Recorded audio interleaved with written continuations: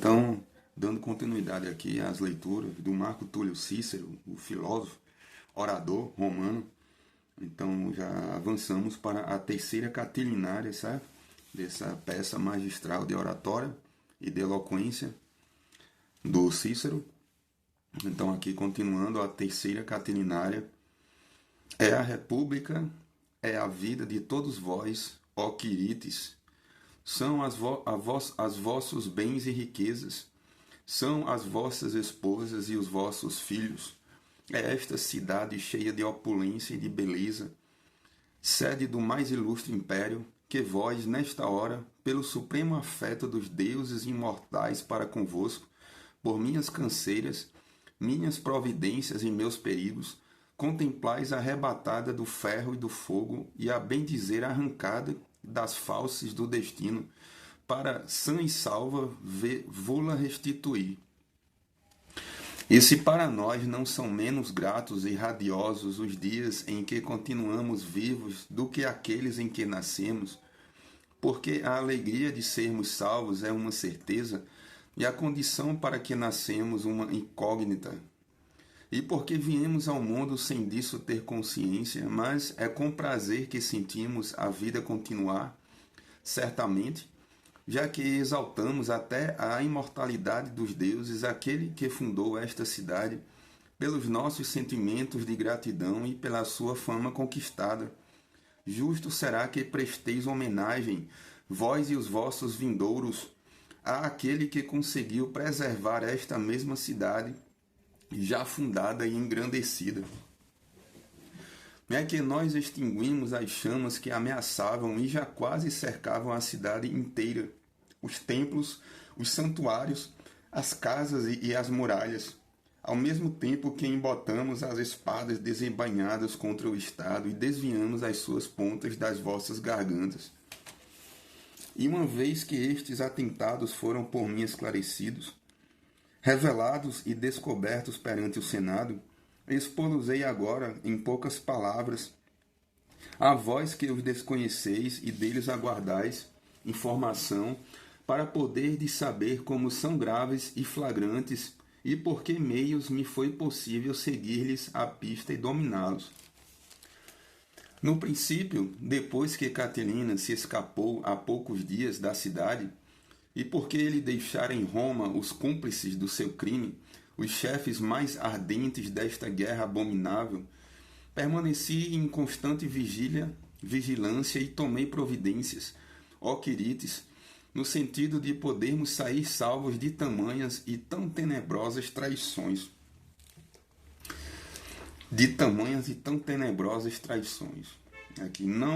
Aqui as notas, não tão poucos como isso.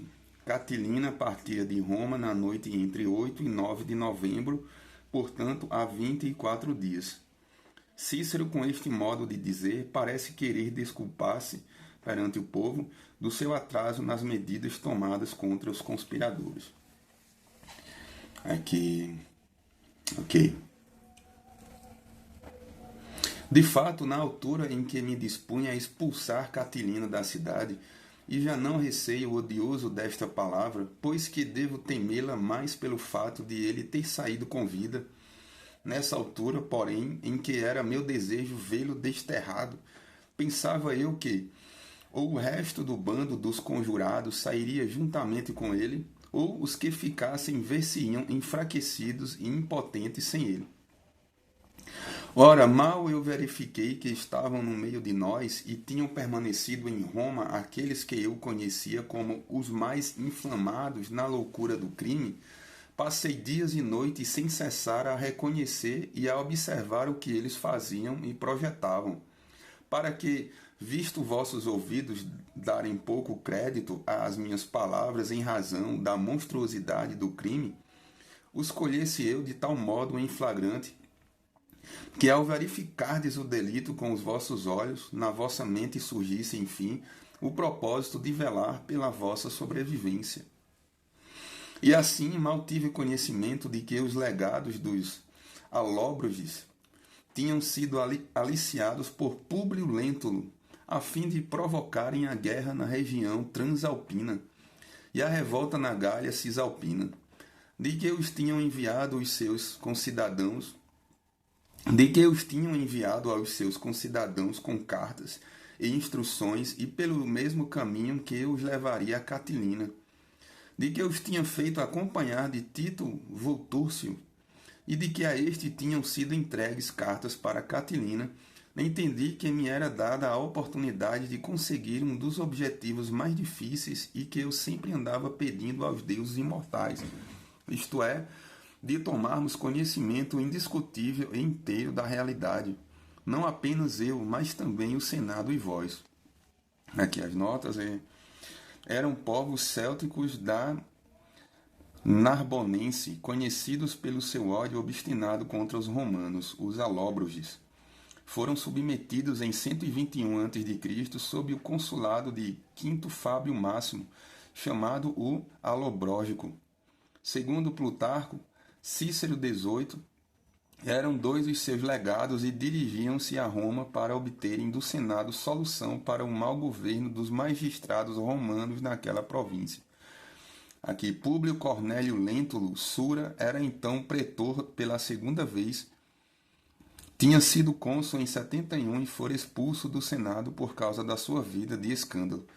Teve então de recomeçar a sua carreira diplomática, percorrendo de novo todos os graus do cursus honorum, para poder ser readmitido no colégio senatorial. Aderiu à conspiração de Catilina. Na Gália Transalpina, entenda-se, era frequente a omissão dos designativos quiterior e ulterior. Trata-se de 3 cartas de Lentulus, de Cétego e de Estatílio.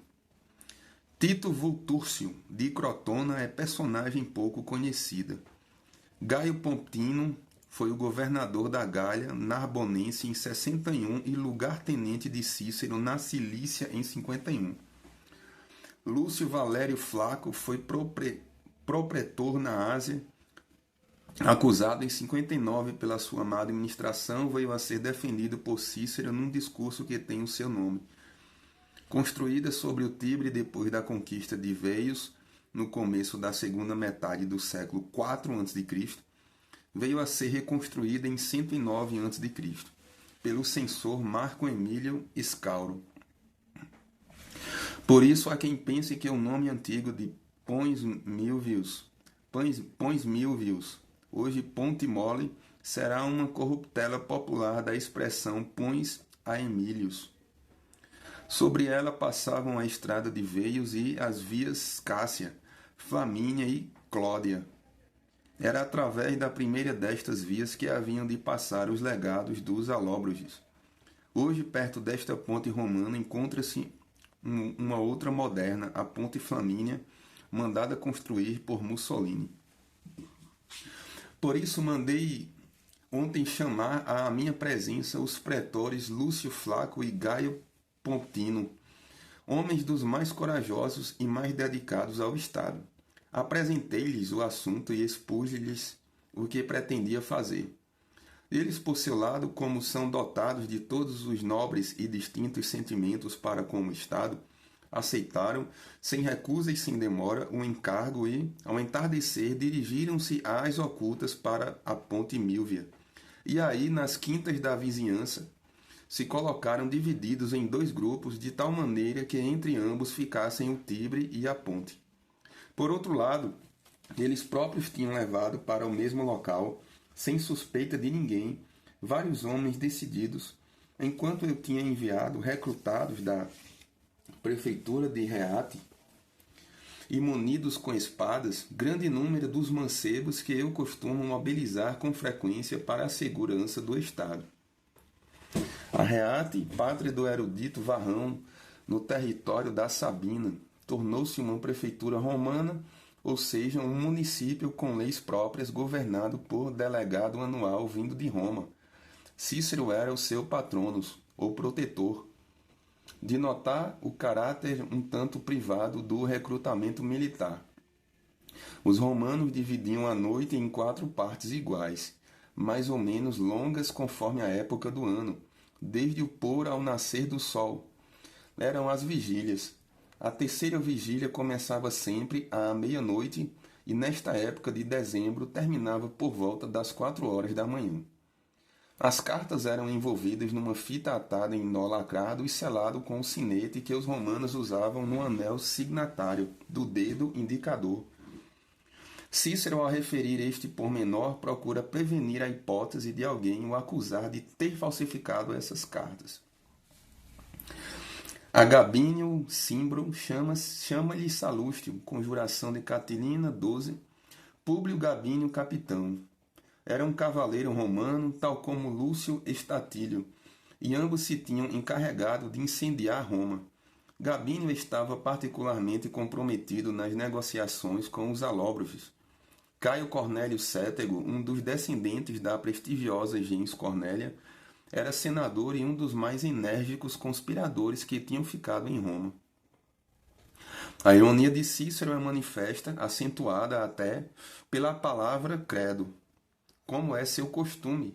De resto, a carta a que se refere o orador continha apenas 3 linhas. De notar ainda o fato de que a palavra lentus, indolente, está inclusa no nome de Lentulus, bem conhecido pela sua preguiça.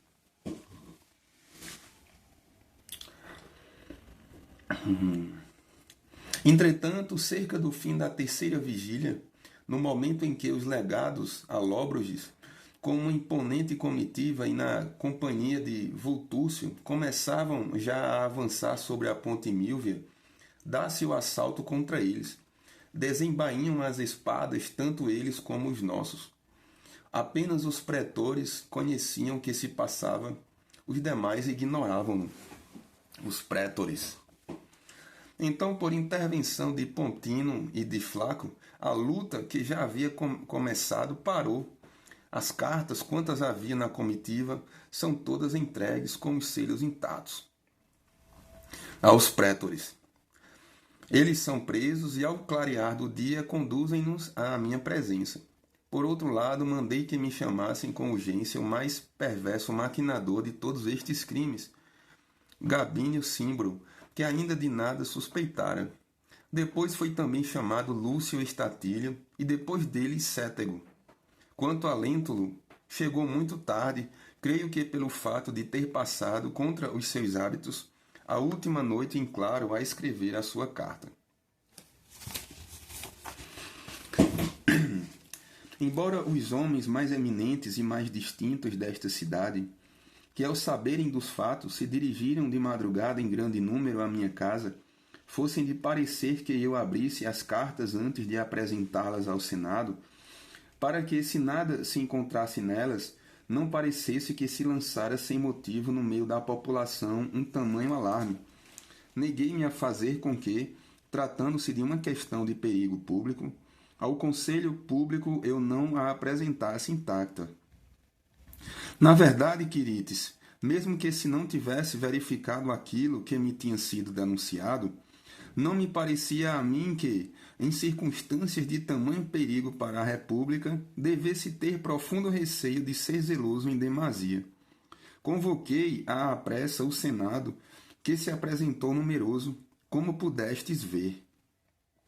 E, ao mesmo tempo, a conselho dos alóbroges, enviei imediatamente o prétor Gaio Sulpício, homem enérgico, com a missão de trazer de casa de Cétego as armas que porventura lá encontrasse, e ele trouxe de lá enorme quantidade de punhais e de espadas. Mandei entrar Vultúcio sem os gauleses. Concedi-lhe um salvo-conduto por ordem do Senado. Convidei-o a declarar sem receio tudo o que soubesse. Então ele, embora ainda mal recomposto do grande terror, afirmou possuir instruções e cartas da parte de Públio Lentulus para Catilina, no sentido de este se servir do apoio dos escravos e de manchar com o seu exército quanto antes sobre Roma. Marchar com o seu exército quanto antes sobre Roma. E isto com a recomendação de que, quando tivessem deitado fogo à cidade por toda a parte, conforme fora planeado e determinado, e tivessem procedido à matança de um número de cidadãos sem conta, ele estivesse preparado para cortar a retirada aos fugitivos e para se juntar aos cabecilhas que aqui estavam na cidade. Tendo sido, por sua vez, introduzidos, os gauleses declararam que Lentulus, Cétego e Estatílio lhes haviam confiado um compromisso jurado e cartas com destino ao seu povo, que estes, juntamente com Lúcio Cássio, lhes tinham ordenado que enviassem quanto antes para a Itália forças de cavalaria, já que tropas de infantaria lhes não haviam de faltar, que além disso, Lentulus lhes garantiria ser ele, segundo as profecias sibilinas e os oráculos dos arúspices, aquele terceiro Cornélio a quem devia calhar o governo desta cidade e o poder supremo, que antes dele tinham sido Sina e Sila, que ele mesmo dissera que este ano, o 10º depois da absolvição das virgens e o 20º depois do incêndio do Capitólio, era o ano fadado pelo destino para a destruição desta cidade e do império. Aqui as notas. Desde a Segunda Guerra Púnica que os romanos recrutavam entre os aliados, mesmo bárbaros, a maior parte da cavalaria. A última vez que a cavalaria romana surge parece ter sido na guerra contra o rei Iugurta, no norte de África, no século II a.C. Os livros sibilinos eram uma recolha de oráculos pertencentes, segundo a antiga tradição, a uma velha, a Sibila de Cumas, que os vendeu a um dos reis etruscos de Roma, Tarquínio o Antigo, segundo uns, Tarquínio o Soberbo, segundo outros. Foi instituído um colégio de sacerdotes, primeiro 2, depois 10 e mais tarde 15, os quindecênviros, para os consultarem e interpretarem em circunstâncias graves da política romana, por ordem do Senado. Diziam os oráculos desses livros que em Roma reinariam, iniciais interpretadas como sendo 3 Cornélios, C, C e C, membros de uma das famílias mais importantes e mais representadas na vida política da urbe. Lentulus, pertencente à gens Cornélia, interpretou o oráculo em seu favor, pensando que Lúcio Cornélio Sina, cônsul desde 86 a 84, Lúcio Cornélio Sila, cônsul em 88 e ditador em 82, e ele próprio constituíam os 3 nomes do misterioso oráculo. Os arúspices sacerdotes de origem etrusca interpretavam a vontade dos deuses mediante a observação das entranhas dos animais oferecidos em sacrifício. Em 73, ano da revolta de Espartaco, várias vestais tinham sido acusadas de violação do voto de castidade, crime de que vieram a ser absolvidas. Entre elas teria sido seduzida a célebre Fábia, cunhada de Cícero. Este fato e o incêndio de Roma em 83, por motivo desconhecido, deixaram funesta recordação no povo romano, que, sob a influência dos oráculos, considerou sempre estes acontecimentos de mau agouro para o destino da República. Saturnália eram 7 dias de festa que se realizavam em Roma, a partir de 9 de dezembro, para celebrar a idade de ouro do reino de Saturno. Consideradas como a festa dos escravos, por nelas se comemorar um período mitológico, entenda-se, em que não havia distinção entre escravos, libertos e livres, as Saturnais eram muito concorridas, alegres e turbulentas, pelo que ofereciam um momento azado para um golpe de mão. Ok, então, voltando aqui ao texto.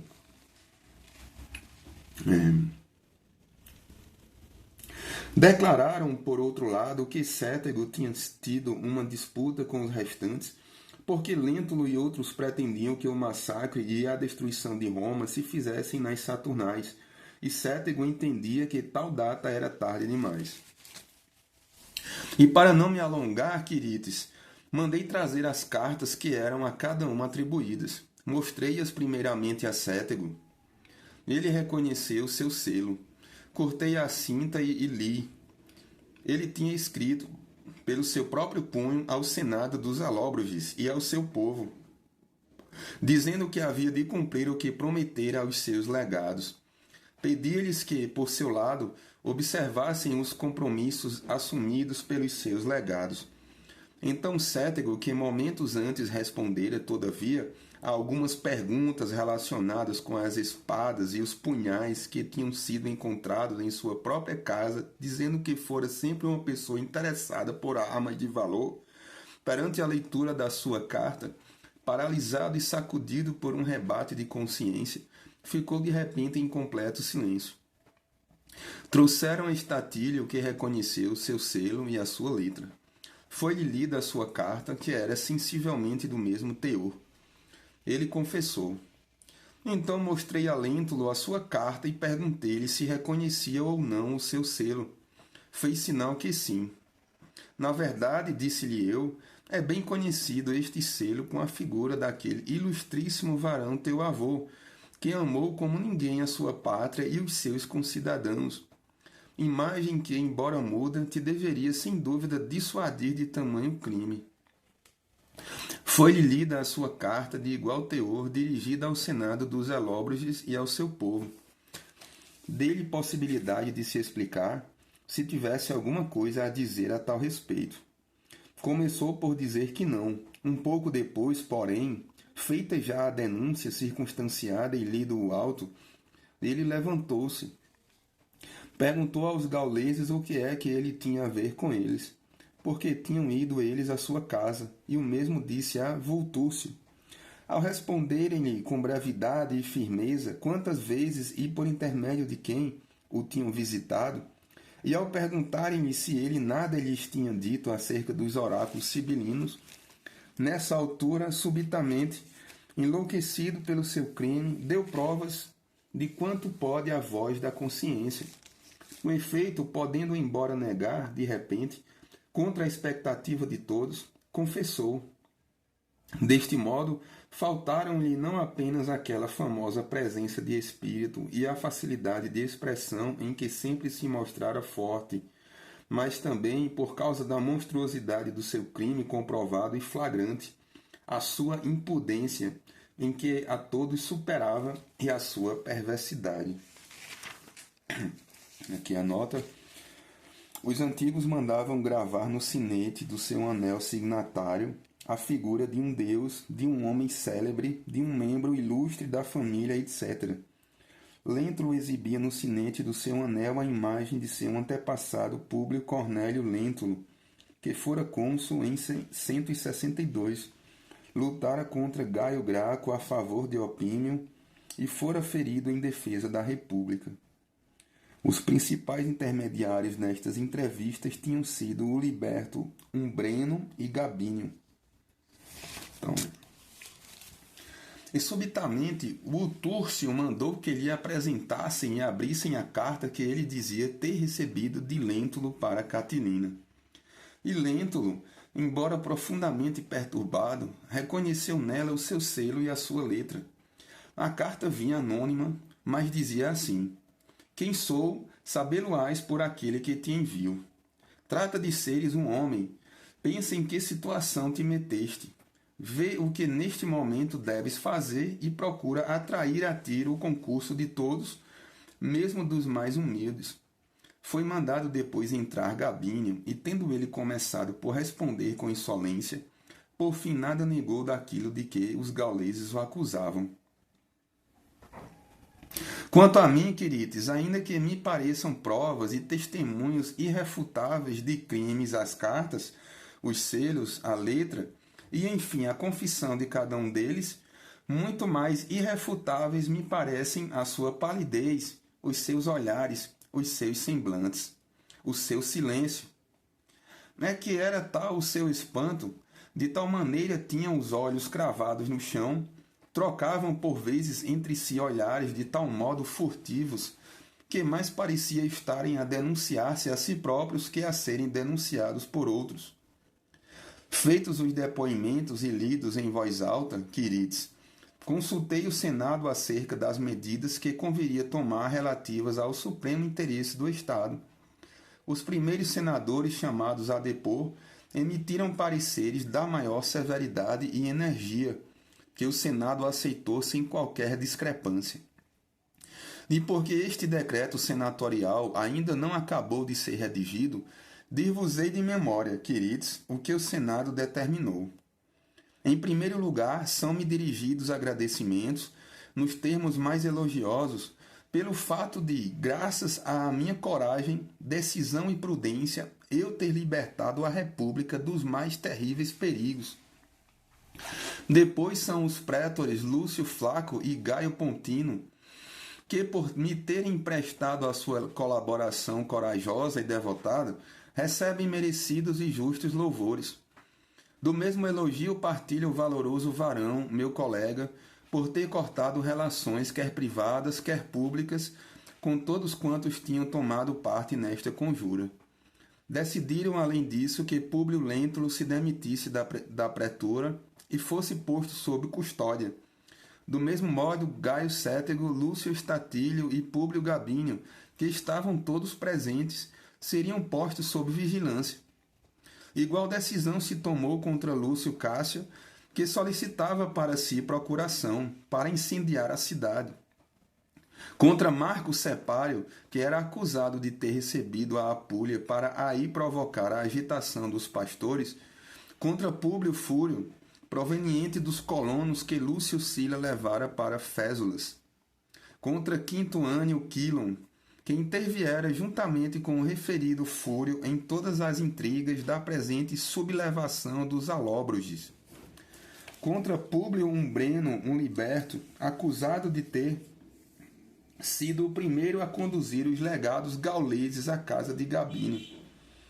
E foi tal, ó Quirites, a brandura usada pelo Senado, que numa conjuração de tanto vulto, nesta tamanha multidão de inimigos internos, pensou que, salvando a República com o castigo de 9 dos homens criminosos, poderia sanar a loucura dos restantes. Ficou, além disso, decretada uma ação de graças aos deuses imortais pela sua singular proteção.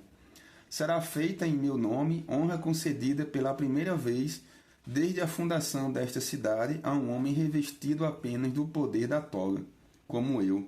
E são estas as próprias palavras do decreto. Por ter livrado a cidade dos incêndios, os cidadãos da morte, a Itália da guerra. E se compararmos esta ação de graças com as do passado, elas apresentam esta diferença. As anteriores foram concedidas por motivo de altos feitos prestados à pátria, só esta se faz por ela ter sido salva. E procedeu-se à execução e cumprimento daquilo que antes de tudo se deveria fazer. Efetivamente, Públio Lentulus, embora este, perante a evidência das provas e a sua própria confissão, tivesse perdido já, por ordem do Senado, não apenas o direito de prétor, mas ainda o de cidadão, apresentou todavia a sua demissão de magistrado, de maneira que o escrúpulo que não tivera aquele insigne varão Gaio Mário em matar o prétor Gaio Glaucio, de quem não havia nem sequer uma condenação nominal, desse remorso nos sentiremos nós livres ao punir Públio Lentulus, reduzido à condição de simples particular. E agora que tendes, ó Quirites, já presos e seguros os abomináveis cabecilhas da mais criminosa e mais temível das guerras, deveis pensar que, expulsos estes perigos da cidade, toda a força militar de Catilina, todas as suas esperanças e recursos ficam caídos por terra.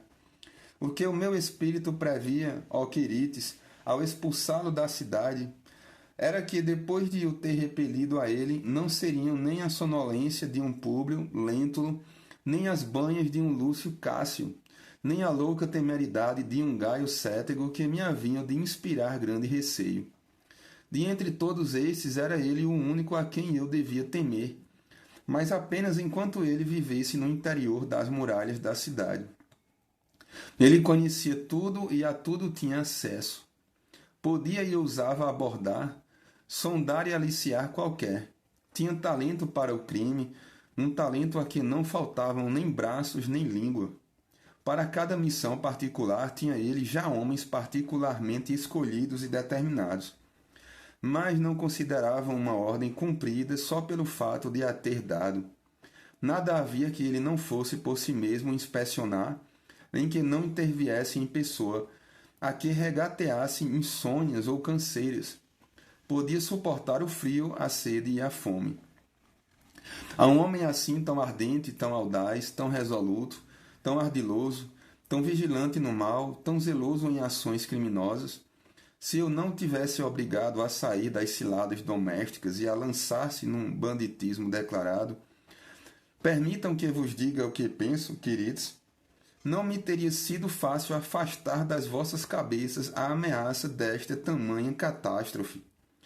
Não nos tivesse dado ele as Saturnais como prazo, não tivesse ele fixado com tanta antecedência o dia da destruição e da ruína da República, e não tivesse ele dado ocasião a que fossem apanhados o seu selo e as suas cartas, os testemunhos, enfim, da evidência do seu crime.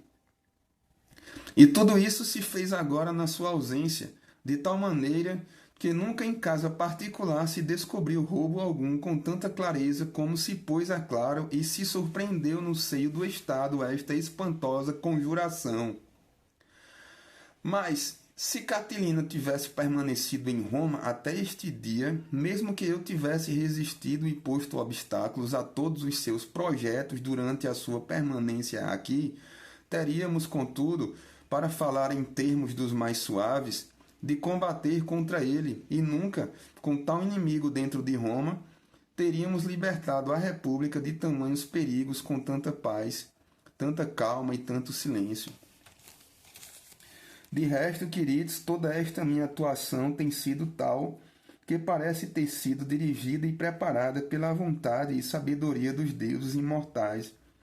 E podemos chegar a esta conclusão apenas por reflexão, pois não nos parece possível atribuir à sabedoria humana o governo de acontecimentos de tanto vulto. Mas agora foi tal a evidência da ajuda e auxílio que nestas circunstâncias os deuses nos trouxeram, que quase os poderíamos ver com os próprios olhos.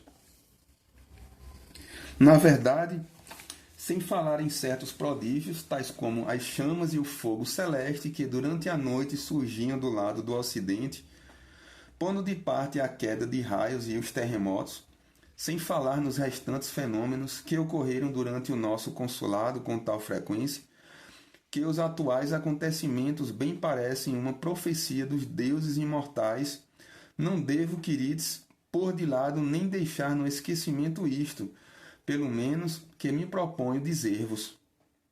Vós conservais de certo na memória o grande número de objetos que no Capitólio foram atingidos pelo raio durante o consulado de Cota e Torquato, quando até imagens dos deuses foram deslocadas, estátuas de antigas personagens foram derrubadas.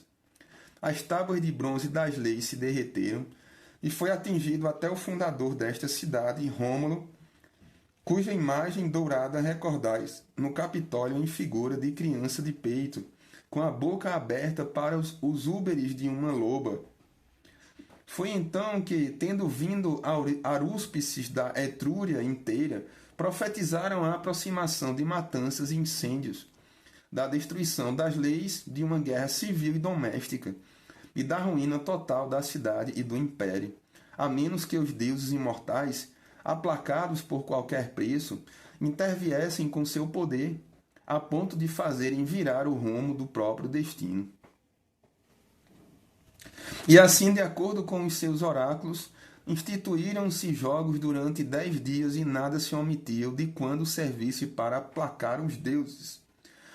Mandaram os mesmos arúspices que erguessem a Júpiter uma imagem maior, a colocassem em lugar muito elevado e, ao contrário da anterior, a voltassem para Oriente. E disseram que tinham de sua fé que, se aquela estátua que ora vedes contemplasse ao mesmo tempo o sol nascente, o Fórum e a Cúria, havia de suceder que as maquinações clandestinas tramadas contra a salvação da cidade e do império seriam postas a claro de tal maneira que poderiam ser plenamente observadas pelo Senado e pelo povo romano. Os cônsulos encomendaram essa estátua para ser colocada da maneira prescrita, mas foi tão grande a lentidão da obra que nem nos consulados que nos precederam, nem no nosso até hoje ela foi colocada.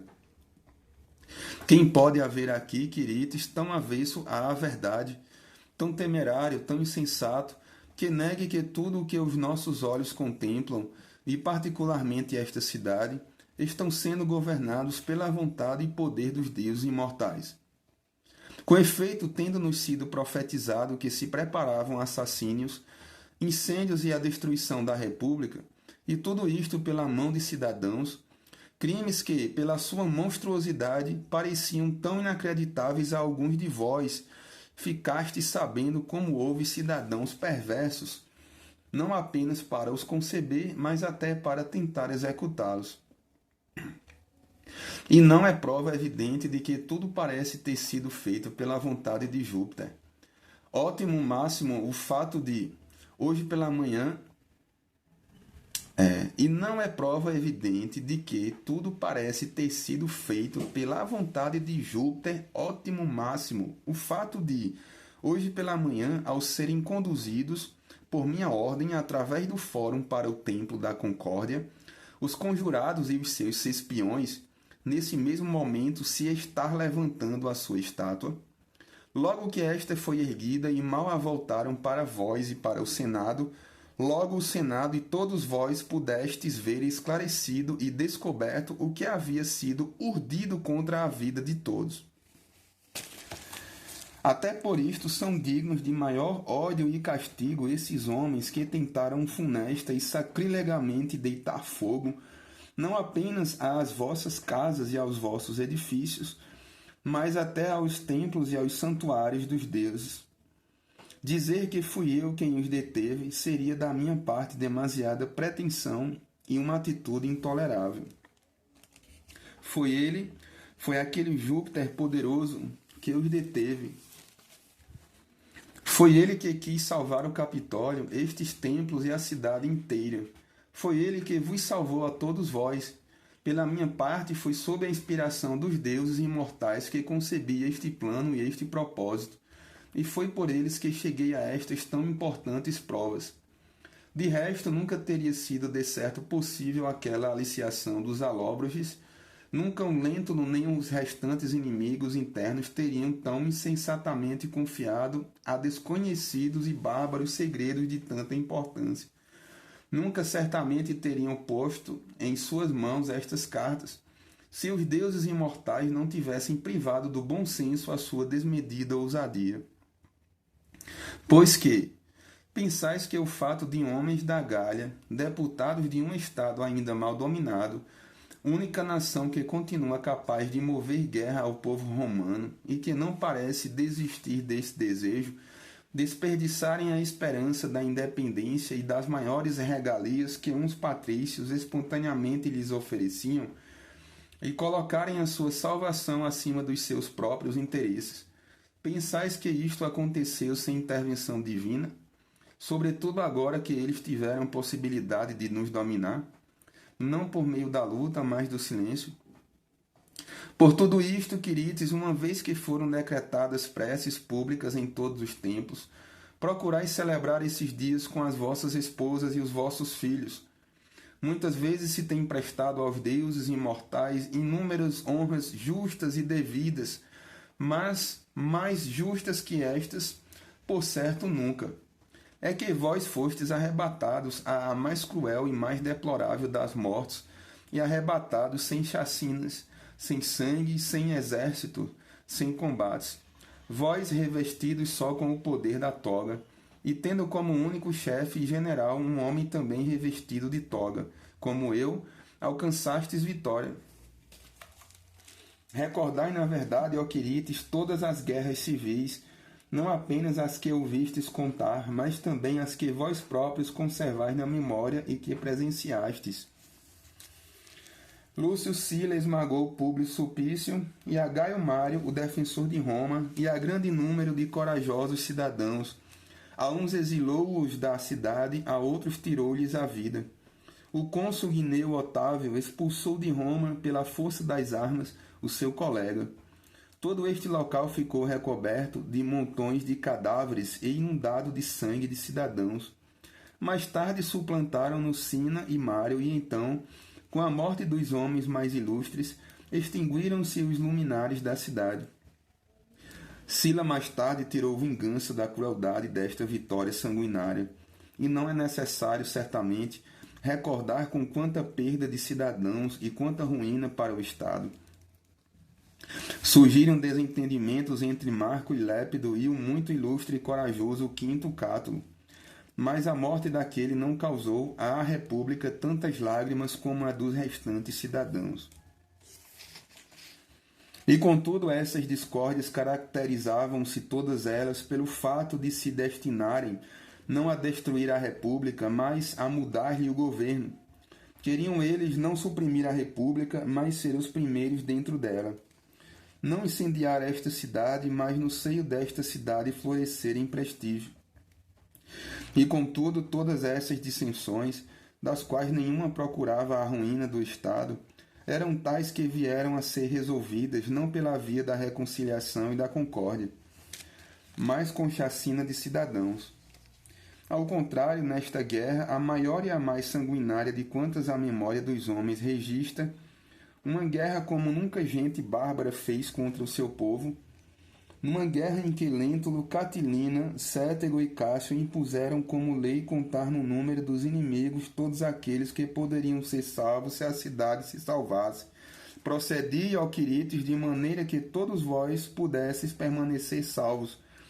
E embora os vossos inimigos tivessem julgado que havia de sobreviver apenas o número dos cidadãos que resistissem a um massacre sem limites, que da cidade apenas ficaria o que as chamas não pudessem alcançar, eu conservei sãos e salvos tanto a cidade como os seus cidadãos. Por estes tão valiosos serviços, Quirites, não vos pedirei nenhum prêmio de valor e mérito, nenhuma distinção honorífica, nenhum monumento de glória, mas apenas que fique eterna a memória desta jornada. É no íntimo dos vossos corações que eu quero colocar e fundamentar todos os meus triunfos, todos os meus títulos de honra, todos os monumentos de glória, todas as condecorações e louvores. Nada que seja mudo me pode satisfazer, nada de silencioso, nada, enfim, que até os menos dignos possam conseguir. É na vossa memória, Quirites, que os nossos serviços hão de estar vivos. É pelas vossas palavras que eles hão de crescer. É nos monumentos da literatura que eles hão de perpetuar-se e ganhar força. Sinto que uma mesma duração, que eu espero seja eterna, foi concedida tanto para a preservação da cidade como para a memória do meu consulado, e que surgiram há um tempo 2 homens neste país. Para estabelecer as fronteiras do vosso império nos limites não da terra, mas do céu. Outro para defender a sede e a capital desse mesmo império. Mas visto que a sorte e condição dos meus feitos não são as mesmas que a daqueles que fizeram guerras no exterior, pois eu tenho de conviver com aqueles a quem venci e dominei, enquanto esses deixaram os seus inimigos ou sem vida ou reduzidos à impotência. É vosso dever, Quirites, velar para que, enquanto os demais recebem justa recompensa das suas ações, não venha eu um dia a sofrer por causa das minhas.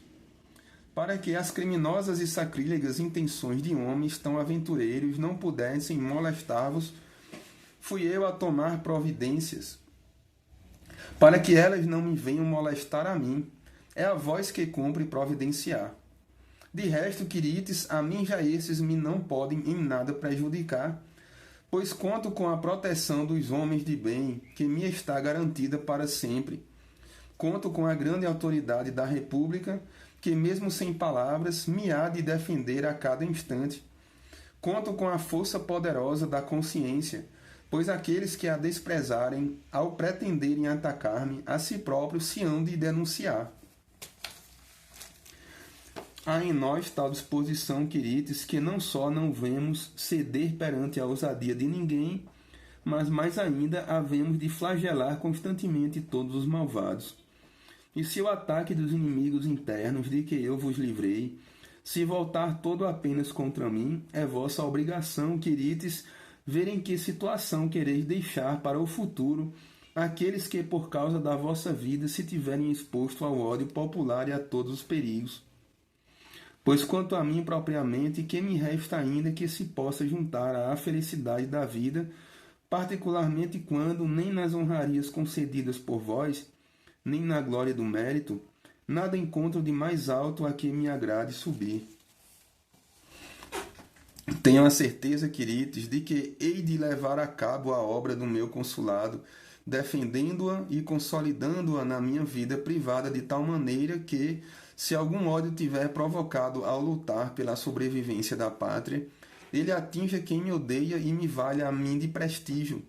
Numa palavra, a minha conduta política há de basear-se na recordação permanente dos meus serviços e na preocupação de que eles se mostrem como obra do meu valor e não do acaso. Quanto a vós, querites, uma vez que já a noite vem chegando, venerai aquele grande Júpiter, o vosso defensor e desta cidade. Retirai-vos para vossas casas, e embora o perigo tenha sido já afastado, defendei-as, porém, tal como na noite anterior, com sentinelas e rondas. E para que não tenhais de o fazer por muito mais tempo, e para que possais viver em paz permanente, eu providenciarei, queridos. Então, também vamos prosseguir aqui, terminamos a terceira catilinária, agora a quarta, a final, tá? A última catilinária. Então, aqui encerramos aqui as catilinárias de Marco Túlio Cícero e vamos prosseguir com outra leitura também do Cícero. Há muitas leituras aí interessantes, mas aqui continuar esse estilo ciceroniano, eloquente. A quarta catilinária. Vejo, venerando os senadores, que estão voltados para mim os rostos e os olhares de todos vós. Os rostos e os olhares de todos vós. Vejo que andais preocupados, não apenas com o vosso perigo e com o do Estado, mas ainda, no caso de esse ser afastado, com o perigo em que eu vivo. A vossa dedicação para comigo é alegria nos meus males e consolação na minha dor. Mas peço-vos pelos deuses imortais, ponde-a de parte e esquecidos da minha segurança, pensai na vossa e na dos vossos filhos. Se a condição que foi destinada ao meu consulado é a de ter de suportar até final todas as amarguras, todas as dores e tormentos, hei de suportá-los não apenas com coragem, mas até com prazer, contanto que de meus sofrimentos nasça o prestígio e a salvação de vós e do povo romano. Sou aquele cônsul venerando os senadores, para quem nem o fórum, santuário de toda a justiça, nem o campo de Marte, consagrado pelos auspícios consulares, nem a cúria, supremo recurso de todas as nações, nem o domicílio, refúgio de toda a gente, nem o leito destinado ao descanso, nem, em suma, este sólio de prestígio, estiveram em tempo algum isentos de perigo de morte e de traições. Muitas coisas eu calei, muitas eu sofri, muitas perdoei, a muitas com certa angústia minha, e no meio dos vossos receios eu consegui sanar. Se foi vontade dos deuses imortais que, agora, no desfecho do meu consulado, eu pudesse arrebatar-vos, a vós e ao povo romano, da mais deplorável chacina, às vossas esposas e filhos e às virgens vestais, dos ultrajes mais violentos, aos templos e santuários e a esta tão bela pátria de todos nós, das mais horrendas chamas, à Itália inteira, da guerra e da devastação, qualquer que seja o destino que apenas a mim esteja reservado, eu saberei suportá-lo. Com efeito, se Públio Lentulus, induzido pelos adivinhos, julgou que o seu nome estava ligado pelo destino à ruína da República, por que não hei de eu alegrar-me pelo fato de o meu consulado ter sido, pode dizer-se, marcado pelo destino para a salvação do povo romano? Por isso, venerando os senadores, cuidai de vós, olhai pelo futuro da pátria, salvai-vos a vós, a vossas esposas e filhos e às vossas riquezas. Defendei o nome e a vida do povo romano. Cessai de vos preocupardes comigo e deixai de pensar em mim, pois em primeiro lugar tenho o direito de confiar em que todos os deuses que protegem esta cidade me hão de recompensar na medida dos meus méritos. Depois, se acontecesse alguma coisa, eu saberia morrer de ânimo tranquilo e preparado, pois a morte não pode surgir nem desonrosa para um homem valoroso, nem prematura para um consular, nem deplorável para um homem sensato. Não é que eu seja de ferro a ponto de me não comover com a dor do mais caro e dedicado dos irmãos aqui presentes, nem com as lágrimas de todos estes que aqui vedes sentados à volta de mim, e nem o meu pensamento deixa de volver ao lar a cada instante, ao apelo de uma esposa desalentada, de uma filha estarrecida de pavor, de um filho pequenino que me parece ver nos braços da República como fiança do meu consulado, e daquele genro que se encontra de pé diante de mim, aguardando o desfecho desta jornada. Tudo isto me comove, mas apenas no sentido de querer que todos eles sejam salvos juntamente convosco, mesmo que eu venha a cair vítima de algum violento atentado, de preferência a que tanto eles como nós venhamos a perecer numa ruína total do país. Por isso, venerandos senadores, lançai-vos na tarefa de salvar a República. Vede à vossa volta todas as procelas que a ameaçam, se as não evitais a tempo. Não se trata de trazer a juízo e de submeter à vossa implacável justiça nenhum Tibério Graco, por ter querido ser reeleito tribuno da plebe, nem um Gaio Graco, por ter tentado agitar os partidários das leis agrárias, nem o Lúcio Saturnino, por ter assassinado Gaio Mêmio. Tendes em vosso poder aqueles que permaneceram em Roma para incendiar a cidade, para degolar-vos a todos, para acolher Catilina. Tendes em vossas mãos as suas cartas, os seus selos, a escrita do seu punho. Tendes finalmente a confissão de cada um deles. São aliciados os alóbroges, sublevados os escravos, reclamado Catilina. Foi lançado o plano de matar toda a gente de maneira que não ficasse ninguém, nem sequer para chorar pelo nome do povo romano, ninguém para lamentar a destruição de tão grande império. Tudo isto o denunciaram os testemunhos, o confessaram os réus, sobre isto já vós emitistes o vosso juízo com várias decisões. Em primeiro lugar, ao manifestardes em termos de singular elogio o vosso reconhecimento para comigo e ao declarardes que foi graças à minha valentia e à minha diligência que se descobriu a conjuração dessa gente desvairada. Depois, ao obrigardes Públio Lentulus a abdicar da pretura, quando tomastes a decisão de mandar pôr sob custódia tanto a ele como aos demais que havíeis submetido a julgamento, e sobretudo ao decretar em meu nome cerimônias públicas de ação de graças, honra que antes de mim não havia sido dada a ninguém, revestido no poder da toga. Por último, aos alóbroges e a Tito Vultúrcio. E todas estas medidas são tais que aqueles cujos nomes foram postos sob vigilância se apresentam, sem dúvida nenhuma, como tendo sido condenados por vós.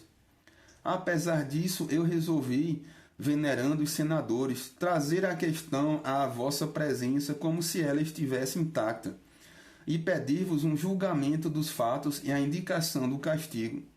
Quero antes de mais dizer-vos o que me compete na qualidade de cônsul. Há muito já que eu tinha dado conta de que andava no seio do Estado uma enorme loucura e que nela se tramavam e agitavam certas estranhas calamidades, mas nunca pensei que uma tamanha e tão criminosa conspiração como esta fosse urdida por cidadãos. Nestas circunstâncias, haja o que houver e seja qual for a posição para onde se inclinem os vossos sentimentos e as vossas opiniões, tendes de tomar uma decisão antes que chegue a noite.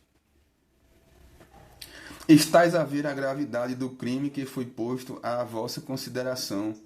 Se julgais que são poucos os que a ele estão ligados, laborais em erro profundo.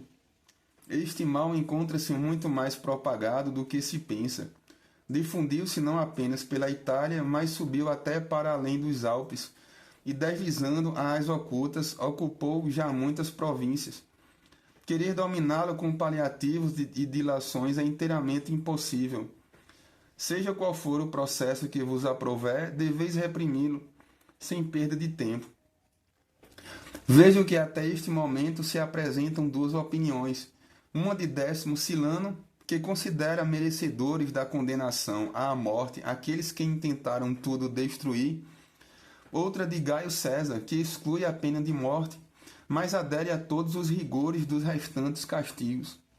Um julga que os que intentaram privar-nos da vida a nós todos e à população de Roma, destruir o império, apagar o nome do povo romano, não devem gozar por mais um instante sequer, nem da vida, nem deste ar que todos respiramos.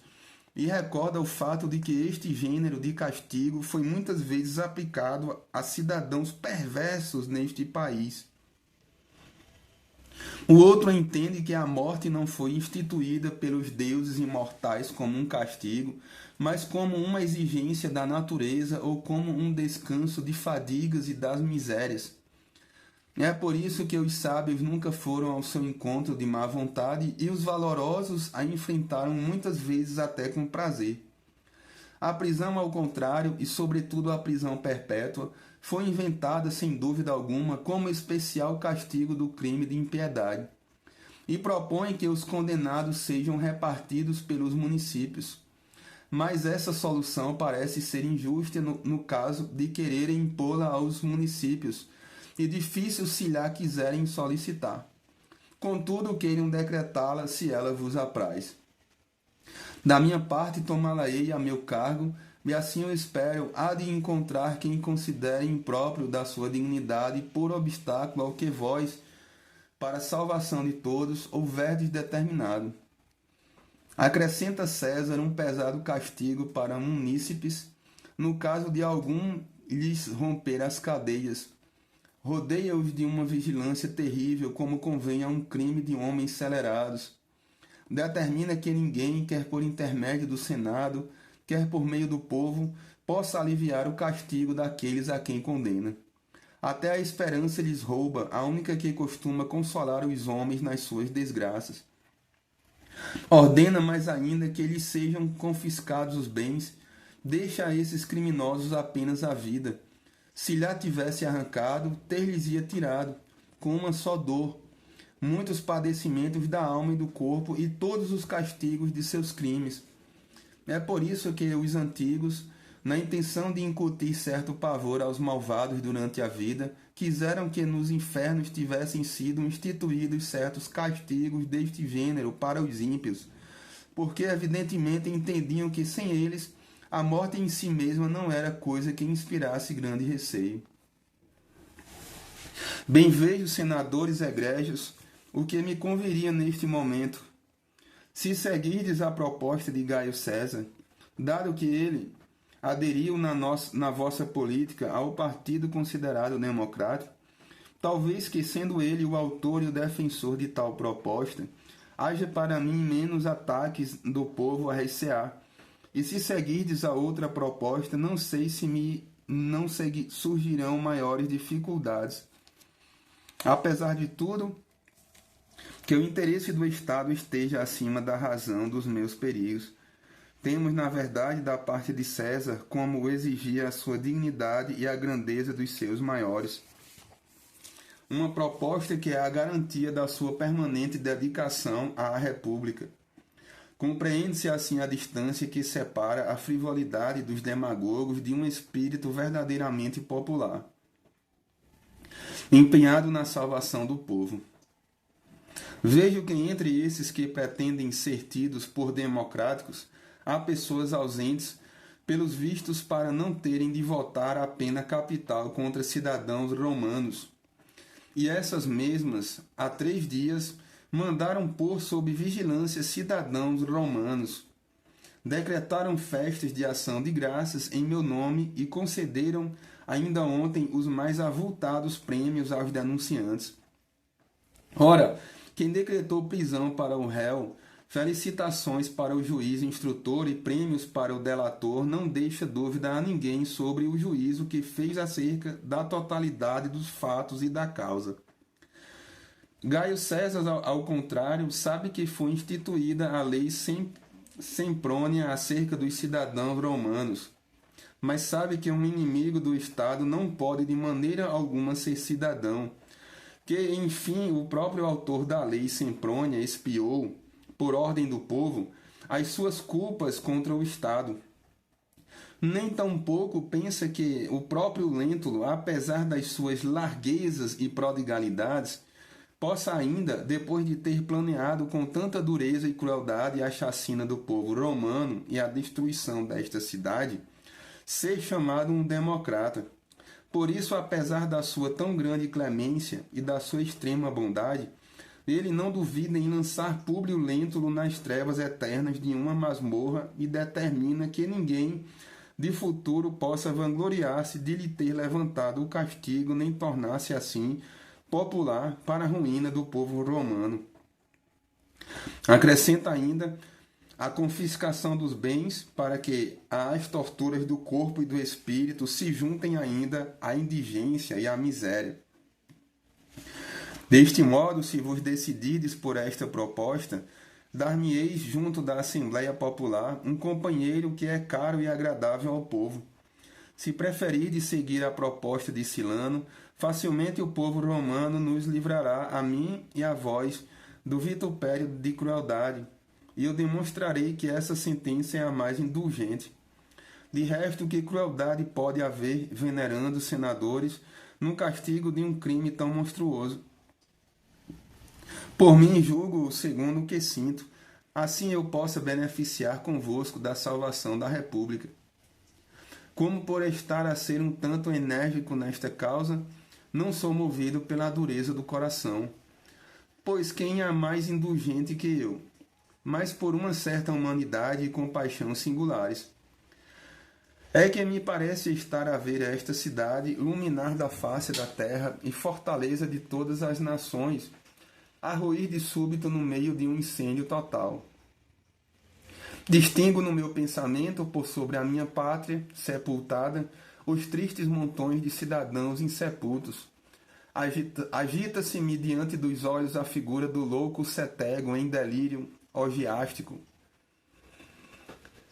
no meio dos vossos cadáveres. Quando, porém, imagino Lentulus a reinar, tal como ele próprio esperava por promessa dos oráculos, segundo confessou, a seu lado Gabínio, vestido de púrpura, e Catilina, acabado de chegar com o seu exército, nesse momento estremeço de horror diante do pranto das mães de família, diante da fuga das donzelas e das crianças, diante dos ultrajes contra as virgens vestais. E como este espetáculo me parece profundamente confrangedor e lamentável, é por isso que não deixarei de mostrar-me severo para com aqueles que o quiserem levar a cabo. Pois pergunto eu, se um pai de família a quem um escravo matou os filhos, assassinou a esposa, incendiou a casa, não aplicar a esse escravo o mais duro suplício, que vos parecerá ele? Clemente e compassivo ou profundamente desumano e cruel? Quanto a mim, parecer-me-ia intratável e um coração de ferro quem não encontrasse no sofrimento e na tortura do culpado o lenitivo do seu próprio sofrer e do seu tormento. Do mesmo modo também, no caso destes homens, que pretenderam degolar-nos a nós, às nossas esposas e aos nossos filhos, que tentaram destruir uma a uma as nossas habitações e este comum patrimônio do Estado, que trabalharam para implantar a nação dos alóbroges sobre as ruínas desta cidade e sobre as cinzas do império incendiado. Se usarmos para com eles da máxima dureza, seremos tidos como clementes. Se ao contrário pretendermos ser demasiado indulgentes, teremos de suportar a acusação de termos sido de uma crueldade suprema na hora da ruína da pátria e dos nossos concidadãos.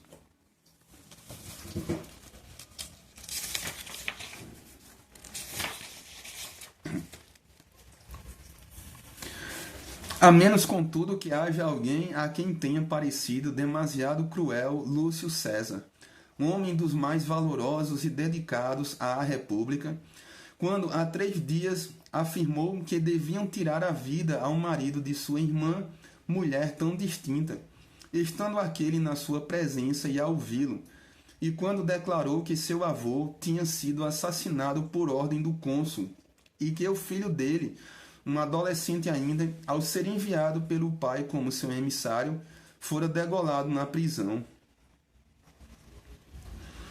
Que planos e que fizeram eles que se parecesse com a presente conjura? Que planos formaram para destruir a república? Reinava então no seio do Estado uma ânsia de prodigalidades e certas lutas de partidos. Ora, foi nessa altura que o avô deste Lentulus, um homem dos mais ilustres, perseguiu Graco pelas armas. Recebeu até graves ferimentos ao lutar para que a constituição da república não fosse em nada diminuída. Este, ao contrário, faz apelo aos gauleses para subverter os fundamentos do Estado. Instiga os escravos, chama Catilina, confia a Cétego o encargo de nos degolar e a Gabínio o de assassinar os demais cidadãos, a Cássio o de incendiar a cidade, a Catilina o de devastar e pôr a saque a Itália inteira. Bem podeis recear, penso eu, não vá parecer que, neste crime tão monstruoso e abominável, foi demasiado severa alguma das vossas decisões. Muito mais devemos recear mostrar-nos, pelo mitigar do castigo, cruéis para com a pátria do que, pela dureza da repressão, demasiado violentos para com os mais encarniçados inimigos. Mas não posso, venerando os senadores, dissimular o que estou ouvindo. É que andam vozes no ar, que chegam aos meus ouvidos, daqueles que parecem temer que eu não tenha forças suficientes para pôr em prática o que vós neste dia declarardes. Tudo foi previsto e preparado, venerando os senadores, tudo foi organizado não apenas com o máximo cuidado e diligência da minha parte, mas sobretudo com a determinação ainda maior do povo romano em defender a soberania do seu império e em salvaguardar o patrimônio comum. Estão todos presentes, homens de todas as ordens, de todas as classes, enfim, de todas as idades. Está cheio o fórum, cheios os templos à volta do fórum, cheios todos os acessos deste templo e deste local. Esta é, na verdade, a última causa, desde a fundação de Roma, em que todos têm um só e mesmo sentir, exceto aqueles que, ao ver inevitável a sua morte, preferiram perecer na companhia de todos a morrer sozinhos. A estes homens de boa vontade os consideram exceção e num lugar à parte, e penso que não devem ser tidos na conta de maus cidadãos, mas antes no número dos mais encarniçados inimigos. Quanto aos restantes, porém, deuses imortais, em que número, com que dedicação, com que valentia uniram os seus ideais em ordem à salvação e à dignidade comum. Para que recordar aqui os cavaleiros romanos, esses que vos cedem a primazia na ordem social e deliberativa, para rivalizarem convosco na dedicação pela pátria? Esses que, após longos anos de dissensões com esta ordem, regressam à união e concórdia, e a quem este dia e esta causa transforma em aliados vossos. E se esta aliança, firmada no meu consulado, a mantivermos para sempre na vida política, garanto-vos que doravante nenhuma perturbação civil ou doméstica surgirá em parte alguma do país. Com igual preocupação de defender a República, vejo que acudiram os tribunos do tesouro, homens dos mais valorosos.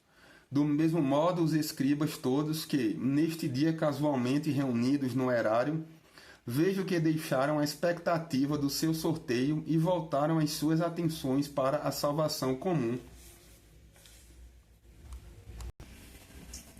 Está aqui presente toda a multidão dos homens livres, mesmo dos mais humildes. Pois qual é o cidadão para quem estes templos, a vista de Roma, a posse da liberdade, esta própria luz, enfim, e o solo da pátria comum, não sejam não apenas caros, mas até doces e aprazíveis? Importa, venerando os senadores, conhecer a dedicação dos libertos, homens que, tendo conquistado pelo seu mérito a condição de cidadãos nesta urbe, a considerarem sua pátria verdadeira, enquanto outros aqui nascidos, e nascidos nas mais eminentes famílias, não viram nela a sua pátria, mas sim uma cidade inimiga. De resto, para que recordar estas classes e estes homens a quem as riquezas privadas, a quem o interesse comum, a quem, enfim, a liberdade, esse tão doce tesouro, chamaram a defender a sobrevivência da pátria? Não há um escravo sequer, desde que esteja em situação apenas tolerável de escravidão, que não se sinta profundo horror por um atentado de cidadãos, que não deseje que se mantenha tudo isto, que não contribua tanto quanto sua vontade ousa e pode para a salvação comum. Por isso, se algum de vós, porventura, o impressiona o que dizem por aí, que um certo alcoviteiro de Lentulus anda a correr por todo o lado à volta das lojas, na esperança de, à custa de dinheiro, poder sublevar o ânimo dos necessitados e dos ingênuos, é verdade que fizeram essa diligência e tentativa, mas não encontraram ninguém de tão miserável condição, ninguém tão perdido de senso que não quisesse salvaguardar aquele lugar do seu próprio banco, do seu trabalho e do lucro diário, o seu quarto e o seu leito, numa palavra, este seu decorrer sossegado da vida. Muito ao contrário, a maior parte dos que nas lojas passam tempo, ou melhor, pois é antes assim que se deve dizer, toda esta classe é a mais amante da paz. É que todo o ofício de toda a atividade comercial se mantém pela concorrência dos cidadãos, se alimentam da paz, e se a sua procura costuma diminuir quando se fecham as lojas, que acontecerá se até a incendiarem? Sendo assim, venerandos senadores, não é o apoio do povo romano que vos falta. Vós é que deveis ver se não faltais ao povo romano. Tendes um cônsul que foi salvo de inúmeros perigos e traições e das garras da própria morte, não por causa da sua vida, mas da vossa sobrevivência. Todas as classes estão unidas num só pensamento, numa só vontade e numa só voz para defenderem a República. Ameaçada a ferro e fogo por uma ímpia conjura, para vós estende as suas mãos, suplicante, a nossa pátria comum. A vós se confia ela própria, a vós confia a vida de todos os cidadãos, a cidadela e o Capitólio, os altares dos penates e aquele fogo de vesta sempre aceso, os templos e os santuários de todos os deuses, as muralhas e as casas da cidade. Mas ainda é acerca da vossa vida, acerca da existência das vossas esposas e dos vossos filhos, é acerca das riquezas de todos, é acerca das vossas moradas e dos vossos lares que, neste dia, vos tendes de pronunciar.